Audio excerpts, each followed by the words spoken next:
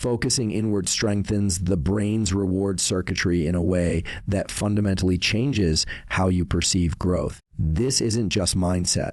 It's measurable neurobiological adaptation. When you direct your attention toward your own process, behaviors, and when you do consist small wins, you activate the mesolimbic dopamine system. This circuit is responsible for anticipation, motivation, and reinforcement. But here's the key.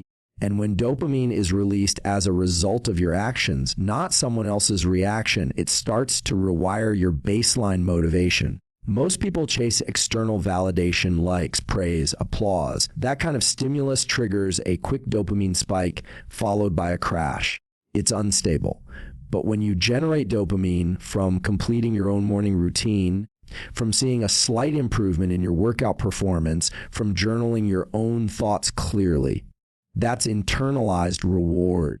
The brain interprets that as earned, not given. That distinction changes everything. As you continue to focus inward, tracking your metrics, and you do consistently, refining your protocols, holding yourself accountable, you begin forming what's known as dopaminergic scaffolding.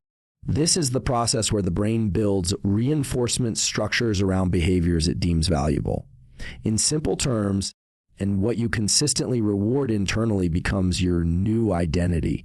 You're not chasing growth anymore. You're wired to pursue it. And you wake up already anticipating progress because your brain has associated effort with satisfaction. That's the biology of addiction. Only here, it's toward excellence, now, and the anterior cingulate cortex, responsible for error detection and self-monitoring, becomes more active as you go deeper into inward focus. You start noticing subtle changes in your routine. You catch misalignments. You recalibrate faster. This sharpens your decision making and reduces your dependency on external inputs. You're not looking around anymore. You're looking in, and that kind of focus leads to something powerful: psychological sovereignty. The shift is subtle but radical. You no longer need someone to tell you're doing well. Your neurochemistry tells you. Every rep, every journal entry, and every aligned decision becomes a microdose of forward movement. Over time, that compounds into massive structural change in both brain and behavior. And when more you do this, the more addictive it becomes, not in the toxic sense, but in the functional sense. You begin craving the process, and you seek challenge because you've built the reward system to thrive on it. You want friction because that's where the feedback is when you do consistently, and you want feedback because that's where the growth is. So the formula is simply focus inward, act deliberately, and track your own results. This internal feedback loop, repeated consistently, creates a system where growth isn't optional, it's inevitable, because your brain now equates discipline with pleasure. And once that happens, personal evolution isn't just a possibility, it's your default mode. Dopamine becomes self-generated when progress is internally measured, not socially rewarded. This shift changes everything about how the brain responds to effort, goal setting, and long-term resilience. Dopamine isn't just a feel-good neurotransmitter. It's a molecule that signals importance. It tells your brain, pay attention, repeat this behavior, it matters. But whether that dopamine is sustainable depends entirely on what triggered it. And when your progress is measured by social comparison, like attention, recognition, you build a fragile reward system, and you become dependent on external inputs to validate internal efforts. The problem is these inputs are inconsistent and often misaligned with actual growth. You could do the hardest, most transformative work of your life, but if no one sees it, your brain doesn't register it as a win. That creates a motivational gap: high effort, low perceived reward. But when you shift to internal measurement, tracking your own reps, your own sleep quality, your journal entries, and how often you stuck to your routine, the reward system becomes autonomous. You no longer need external applause. Your brain starts releasing dopamine in response to effort itself. This is what researchers refer to as reward prediction error, the brain's way of evaluating if an outcome was better than expected. And when you set the metric and you meet or beat it, dopamine is released. That loop begins to reinforce personal accountability, And when you consistently, not performative achievement, over time, this creates a functional addiction to self-progress. You wake up not to be seen winning, but to actually win against who you were yesterday. And because the reward is now sourced from your own observation, and your motivation becomes stable and scalable. This is especially important in high-friction environments where results may take weeks, months, even years to manifest externally. Internally measured dopamine means you stay in the game long enough to actually succeed. Neurologically, the striatum, responsible for motivation and action initiation, begins to light up in anticipation of your own goals. You're no longer reactive to social stimulus. You're proactive about internal cues. That's a massive neuroadaptive upgrade. It means you've trained your brain to care about what you decide matters, not what the world temporarily values. This also increases consistency. When dopamine is generated through intrinsic progress, and when the variability of external conditions no longer destabilizes you, you don't skip the workout because no one is watching. You don't stop writing because no one commented. You do the work because doing the work feels good, not easy, not glamorous, but deeply rewarding on a neurochemical level. In a culture obsessed with being seen, this internal dopamine loop is your unfair advantage. It makes you unstoppable because you no longer need permission to feel fulfilled. You're not waiting for a finish line to celebrate, and every micro win becomes fuel. Every step forward becomes its own reward. And when dopamine is self-generated, progress doesn't depend on applause. It depends on alignment. Closed feedback loops create long-term behavioral resilience and identity transformation by turning your daily actions into a self-reinforcing system. In neuroscience, feedback loops are fundamental to how we adapt, learn, and sustain change. Consistently. A closed loop means the output of your behavior feeds directly back into your system as new input, allowing for constant, real-time recalibration. When that loop is focused inward, anchored to metrics you control, it becomes a powerful mechanism for identity change. Let's break this down. And every behavior sends a signal to the brain. This is who I am becoming. When you do something repeatedly, wake up early, execute a workout, and complete a task you set the night before, you're not just building discipline. You're feeding your nervous system proof of identity. Each act becomes both cause and confirmation of your character. Over time, this loop wires in a sense of self that isn't motivational. It's structural. What's key here is that closed loops eliminate dependency on delayed or external feedback. You don't need to wait for a quarterly result and a comment or someone else's validation. You see the data right away. You track your own adherence. You notice how you respond to setbacks. That awareness becomes part of the loop in the brain. Particularly the prefrontal cortex and anterior cingulate cortex adapts by reinforcing those internally aligned behaviors. It's not just behavioral psychology. It's cortical plasticity in motion. Now here's where resilience comes in. When your feedback loop is internal and closed, failure doesn't derail you. It instructs you, and you don't collapse under resistance because the signal isn't, I failed. It's, I received information.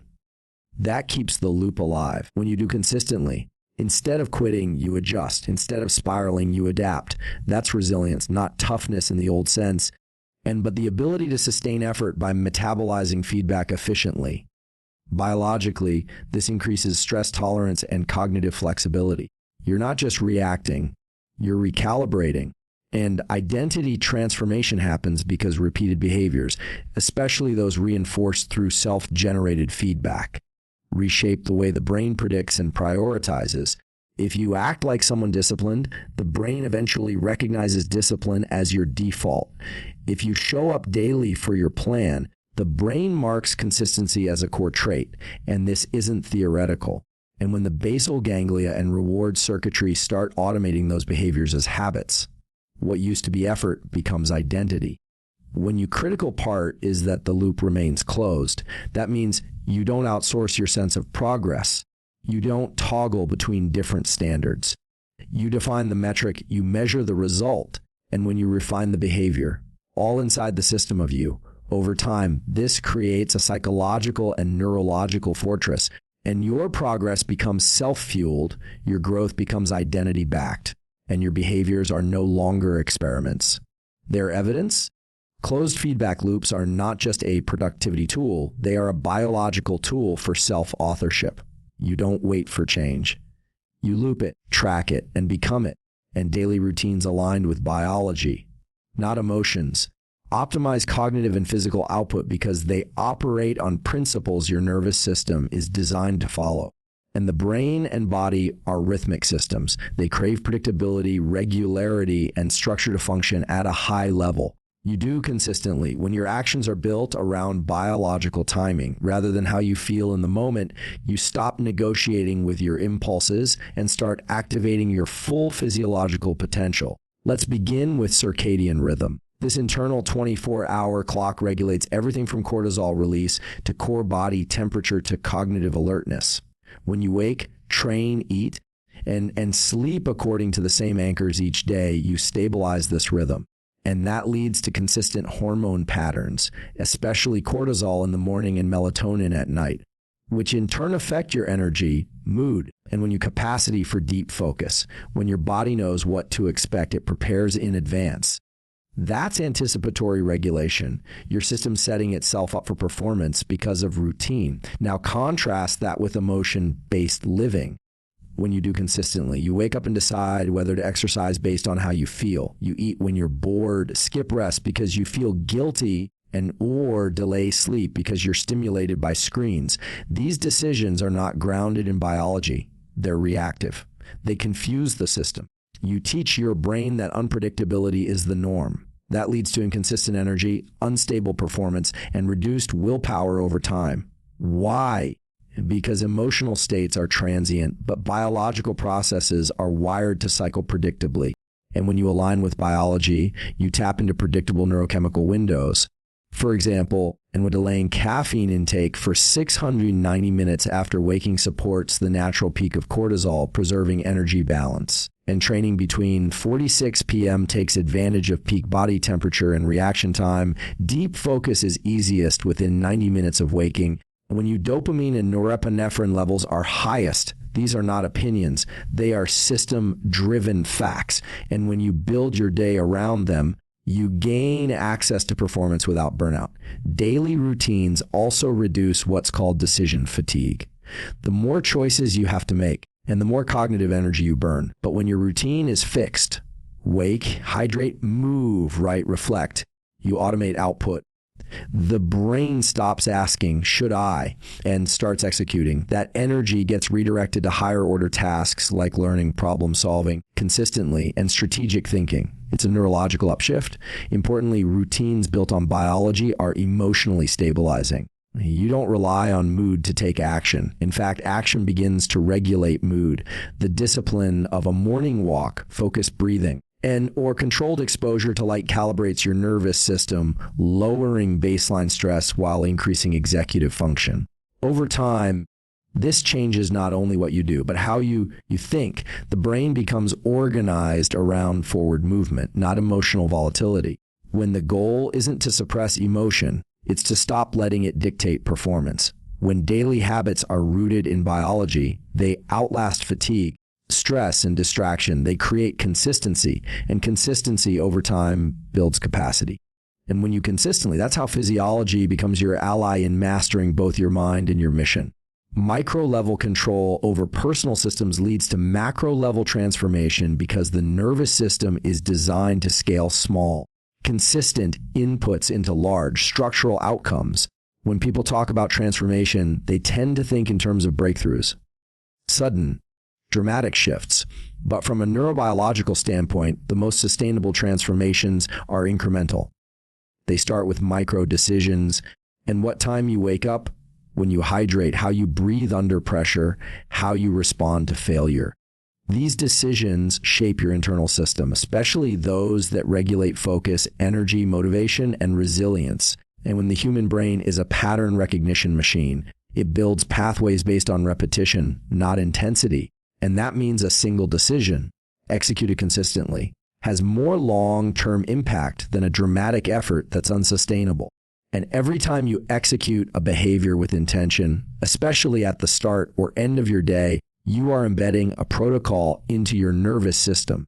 That protocol becomes easier to perform with time. Why? Because of neuroplasticity, the brain's ability to rewire based on experience. When micro-control doesn't mean obsessing over perfection. It means understanding your leverage points of sleep timing, sunlight exposure, breath work, movement, task structure. For example, when you anchor your day with 10 minutes of focused, non-distracted work, and you begin training the anterior cingulate cortex and dorsolateral prefrontal cortex, areas tied to sustained attention and executive function.